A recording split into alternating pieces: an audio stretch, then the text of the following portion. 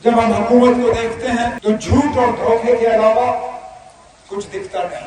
इससे पहले भी हमने हुकूमतें देखी हैं। गवर्नर राज देखा, चाहे वो गवर्नर NN वोहरा थे, चाहे गवर्नर सिन्हा थे, चाहे गवर्नर सक्सेना थे, चाहे गवर्नर जगमोहन भी थे, लेकिन इस तरह की हुकूमत हमने नहीं देखी जहां झूठ और धोखे के अलावा लोगों को कुछ नहीं मिलता। हर लिहाज से आज लोग जो है वो परेशानी के शिकार हैं।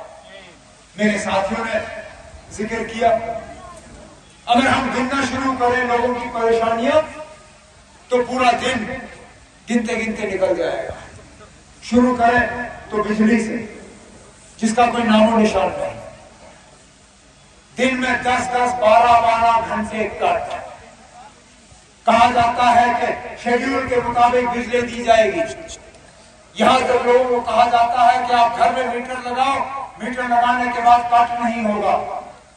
तरह तरह के नए मीटरों का इंतजाम होता है, देहात में कम, शहर में ज्यादा, लेकिन बिजली का नाम निशान नहीं। बिजली का बिल जो है आसमान छू रही है। पहले तो 100 रुपए में बिजली का होता था, हजारों में बिजली का बिल आता है, लेकिन बिजली कहीं नहीं। जहां हम बिजली की बात करते हैं वहां मजबूर होते हैं फिर राशन की बात करने। राशन कार्ड हमारे बने हुए हैं, लेकिन राशन कार्ड में आज राशन नहीं होता।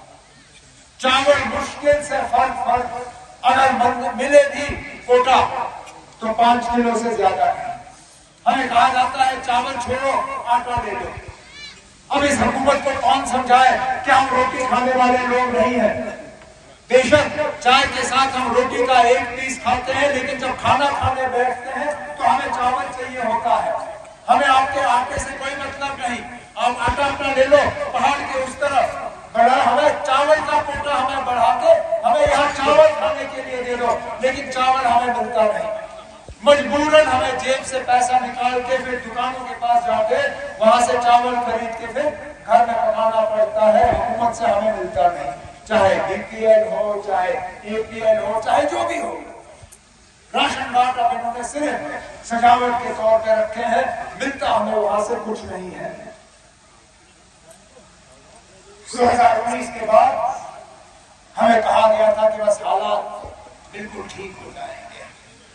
हमें कहा गया था कि कश्मीर में अगर बंदूक है तो 370 की बदौलत, अगर कश्मीर में अलग सोच रखने वाले लोग हैं वो सिर्फ 370 की बदौलत, अगर 370 हटा तो यहाँ हम बंदूक से भी निजात हासिल करेंगे और यहाँ सारा कुछ ठीक हो जाएगा। अभी हफ्ता नहीं हुआ, इसी इलाके में पिछले दिनों एनकाउंटर हुआ, 5 लोग उसमें मारे गए। हुकूमत ने कहा ये मिलिटेंट थे। जब उसने देखा कब बने, 4 उसमें 2020 में बंदूक पकड़ने वाले थे, एक उनमें से 2021 में, मतलब उनको 2 साल भी नहीं हुआ।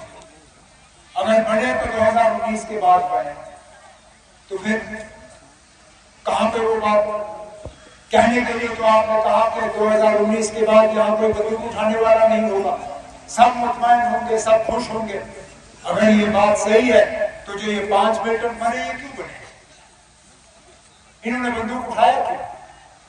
कहीं ना कहीं इसमें आपकी नाकाबिलियत, कहीं ना कहीं इसमें आपका धोखा है। न सिर्फ आपने जम्मू कश्मीर के लोगों को धोखा दिया, आपने पूरे मुल्क के लोगों को धोखा दिया।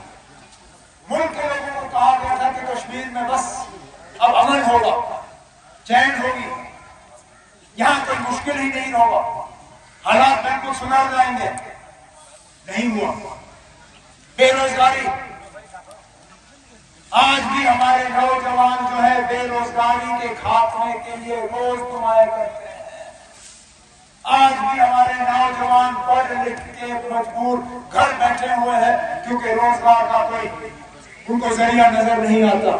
और ये वही नौजवान है जिनको 2019 में कहा गया था कि बस आपके रोजगार में रुकावट ये नेशनल वाले हैं, ये गए, रोजगार आपका आ जाएगा। नौजवानों से कहा गया था कि घर बैठे बैठे आपको रोजगार के ऑर्डर मिलेंगे। वो दिन और ये दिन, कहां वो रोजगार के ऑर्डर? जम्मू कश्मीर पुलिस में आज कम से कम 5,500 पोस्ट खाली। जिस तरह मेरे साथियों ने कहा, आंगनबाड़ी सेंटर बने हुए हैं, हमारी बहनों को उनमें जगह नहीं मिल रही।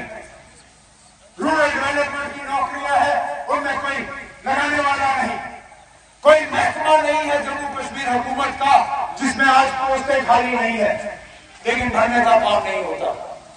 और जहां पर लिस्टें निकलती है वहां पर धांधली होती है, वहां पर रिश्वत देने का साफ काम हो जाता है, वहां पर फिर इंक्वायरी बिठाई जाती है और वो सिलसिला वहीं का वहीं रुक जाता है।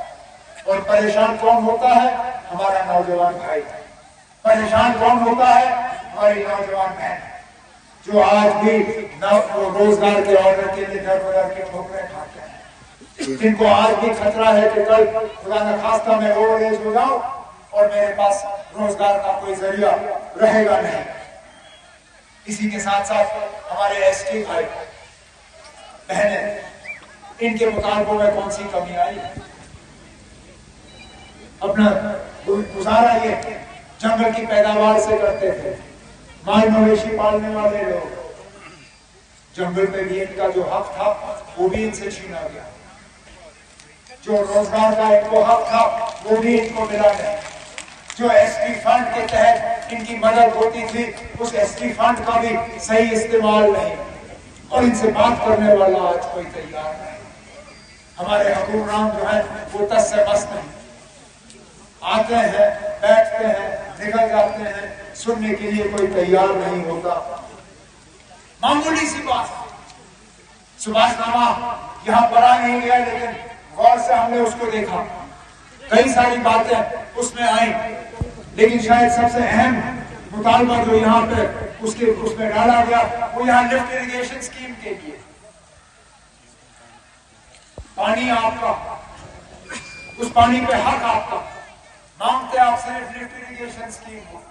ये लोग कहते हैं ग्राम की तरक्याती काम ही हो रहे हैं, मरकज से पैसा आ रहा है, इस्तेमाल हो रहा है यहाँ के लोगों के लिए, लेकिन जमीनी सतह पे वो नजर नहीं आता, कहीं पे उसका असर रसूख नजर नहीं आता। मैं मजबूर होता हूँ पूछने, चाहे हमारे एलजी साहब हो, चीफ सेक्रेटरी साहब हो, बाकी अफसर हो, ये जो मरकज का पैसा आप कहते हो ला रहे हो, ये इस्तेमाल कहां पे हो रहा है?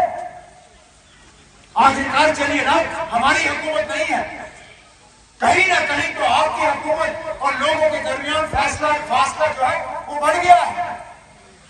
क्या मजबूरी है कि लोग हमें सुभाषनामा दे रहे हैं, हमसे लिफ्ट इरिगेशन स्कीम मांग रहे हैं? हमें तो हुकूमत छोड़े हुए आज 9 साल हो गए, इलेक्शन तो कहीं नजर नहीं आ रहे।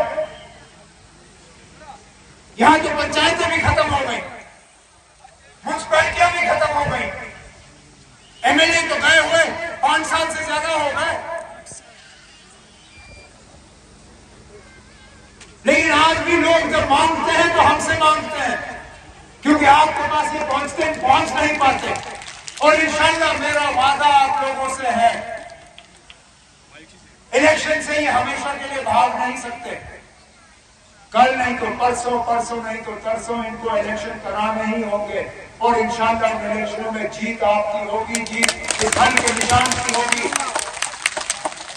चाहे वो आपका लिफ्ट इरिगेशन हो, चाहे नौजवानों के रोजगार की बात हो, चाहे हमारे एसटी भाइयों के जन्मनाथ के हक की बात हो, चाहे आपके राशन की बात हो, चाहे आपके बिजली की बात हो, चाहे हमारे वकार की बात हो, हमारी पहचान की बात हो, हमारी इज्जत की बात हो, इंशाअल्लाह इन सब चीजों का इलाज करके हम आपको यहाँ पे नक्शा ठीक करके दे देंगे।